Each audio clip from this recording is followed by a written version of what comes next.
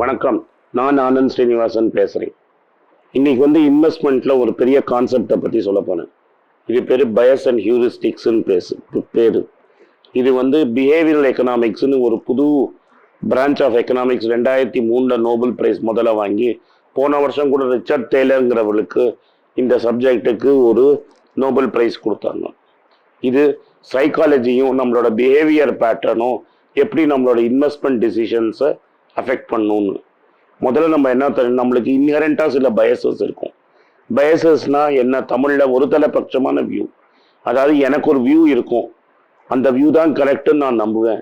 யார் என்ன சொன்னாலும் அந்த ஒரு தலைப்பட்சமான வியூலேருந்து நான் மாற மாட்டேன்.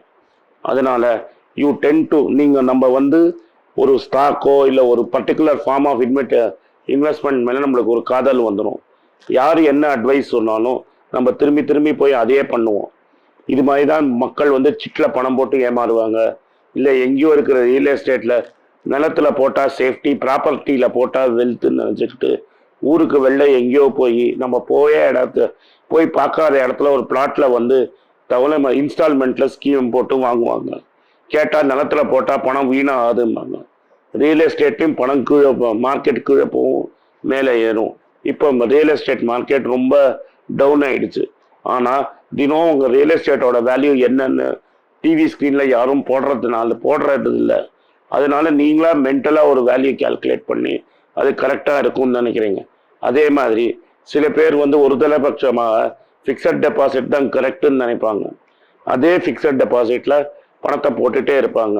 அந்த வட்டி ரொம்ப கம்மியாக வருதுன்னு தெரியாமல் இன்ஃப்ளேஷன் பணவீக்கத்தோட கம்மியாக பணம் வருதுன்னு தெரிஞ்சு ஆக்சுவலாக நம்மளுக்கு நஷ்டம்னு தெரிஞ்சாலும் அந்த ஒரு தலைபட்சமான வியூவை மாற்றிக்க மாட்டாங்க. அதனால எப்போதும் இன்வெஸ்ட்மெண்ட்டில் நீங்கள் சக்ஸஸ் ஆகணும்னா நம்மளோட ஒரு தலைச்ச பிலீஃபை, நம்மளோட நம்பிக்கையை குவெஸ்டன் பண்ணுற மாதிரி ஆப்போசிட் வியூஸை நம்ம டெய்லி படிக்கலைன்னா நம்மளால் ஃபைனான்ஷியலி வெரி சக்ஸஸ்ஃபுல்லாக இருக்க முடியாது. அதனால் இந்த பயஸுங்கிற விஷயத்த உள்வாங்கி அதுக்கு இப்போ இந்த ஸ்டாக் தான் நல்ல ஸ்டாக்னா அதுக்கு அகேன்ஸ்டாக யாராவது எழுதினா அதை நிறையா படித்து அதை கரெக்டாக இல்லையான்னு ஸ்கெப்டிக்கலாக பார்க்குற திறமை நம்மளுக்கு வளர்த்துக்கணும். அதனால் ஒரு கான்ஃபிடென்ஸ் பயஸில் மாட்டிக்காமல் இருக்கிறது ஃபைனான்ஷியல் இன்வெஸ்ட்மெண்ட்டுக்கு ரொம்ப இம்பார்ட்டண்ட். இந்த வீடியோ உங்களுக்கு பிடிச்சிருந்தா சப்ஸ்கிரைப் பட்டனை அமுத்துங்க.